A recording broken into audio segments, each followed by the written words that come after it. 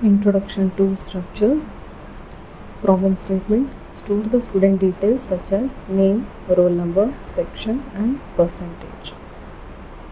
Student 1 details ಹೀಗಿವೆ. Name Avigna, roll number 1, section B, percentage 85.65. Student 1 detailsಗೆ ಇಲ್ಲಿ data ಟೈಪ್ಸ್ನ ಅಸೈನ್ ಮಾಡಿದೆ. ನೇಮ್ ಅವಿಗ್ನ, character data type, roll number 1, integer data type, section B, character data type, percentage 85.65, floating data type. Student 2 details, name Parth, roll number 25, section A, percentage 78.25. ಇಲ್ಲಿ student 2 ಡೀಟೇಲ್ಸ್ಗೆ data ಟೈಪ್ಸ್ನ assign ಮಾಡಿದೆ. Name ಪಾರ್ತ್, character data type, roll number 25, integer data type, section A, character data type, percentage 78.25, float data type. Can we store student details, name, roll number, section, percentage details using variables? ಅಂದರೆ ವೇರಿಯೇಬಲ್ಸ್ನ ನಾವು use ಮಾಡಿ student ಡೀಟೇಲ್ಸ್ನ store ಮಾಡ್ಬೋದಾ ಅಂತ. Variable can store only one data.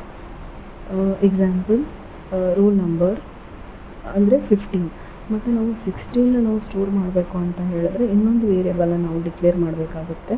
ಮತ್ತು ಇಲ್ಲಿ ನೋಡ್ಬೋದು ನೀವು name, character data type, roll number, integer data type, section, character data type, percentage, float data type ಇದೆ. ಡಿಫ್ರೆಂಟ್ ಡೇಟಾ ಟೈಪ್ಸ್ ಇರೋದ್ರಿಂದ ಡಿಫ್ರೆಂಟ್ ವೇರಿಯೇಬಲ್ಸ್ನ ಡಿಕ್ಲೇರ್ ಮಾಡಬೇಕಾಗುತ್ತೆ.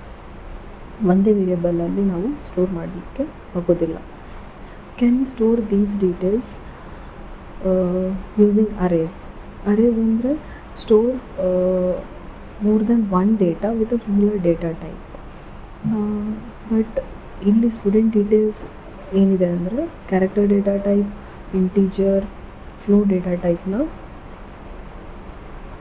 ನಾವು ಸ್ಟೋರ್ ಮಾಡೋಕ್ಕಾಗಲ್ಲ ಅರೇಸಲ್ಲಿ. ಇಲ್ಲಿ ಎಕ್ಸಾಂಪಲ್ ತೊಗೊಂಡಿದ್ದೀವಿ. ರೋಲ್ ನಂಬರ್ 4 ಅಂದರೆ 4 ರೋಲ್ ನಂಬರ್ಸ್ನ ನಾವು ಸ್ಟೋರ್ ಮಾಡ್ಬೋದು which is the same data type 15, 16, 17, 18. But character data ಟೈಪ್ನ ನಾವಿಲ್ಲಿ ಸ್ಟೋರ್ ಮಾಡೋಕ್ಕಾಗೋದಿಲ್ಲ.